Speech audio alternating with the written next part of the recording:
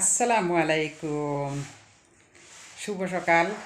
আর আজকে তো আমি খুব এক্সাইটেড, কারণ আজকে আমার 3 বছরে আমার ছোটো মেয়ে বাড়িতে আর ট্রেনিং শেষ হয়েছে। আর আমি এয়ারপোর্টও যাইমু 1টার সময়, শিলচর এয়ারপোর্টও ফ্লাইট ল্যান্ড করবো। আমি যাইমু 1টার আগেও যাইমু, গিয়ে আমার মেয়েরে আমি আনবো। আপনারা সব দোয়া আর কখনো কলকাতাতে আই গেছে, তাই 7টার সময় আই গেছে কলকাতাতে। আর কলকাতাতে গিয়া 11:30টার সময় তাই ফ্লাইট। তে 2-3 ঘন্টা বয়া লাগে, এখন কিতা করবা, বুঝতে তো লাগবো। এরকম জার্নিটাও রাত্রে কালকে 2টার সময় বাইরে হয়েছেন, এয়ারপোর্টও গেছেন, বেঙ্গলোর এয়ারপোর্টও। আর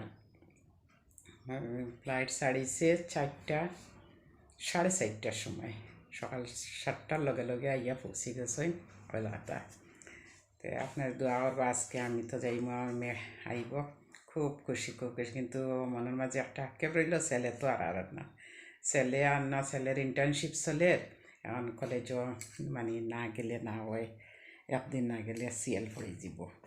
আর মেয়ের যখন একটা ছোটো চাকরি হয়ে গেছে গিয়ে, আর মেয়ের ট্রেনিংটা শেষ হয়েছে মেয়ের, তাই বাড়িতে আর ট্রেনিংটা শেষ হয়েছে 1 মাসের লাগেও, আর রমজান মাসটা থাকবো। আপনারা সবাই দোয়া করবা আমি চলি। এখন যাইমু স্কুলও কাজ শেষ করিয়া, একটু ব্যাংকও কাজ শেষ করমু করিয়া যাইমু এয়ারপোর্টও।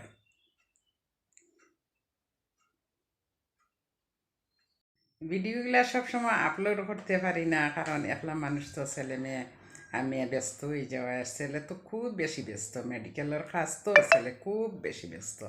ইন্টার্নশিপও 8 থেকে 9 ঘন্টা কাজ করতে লাগে।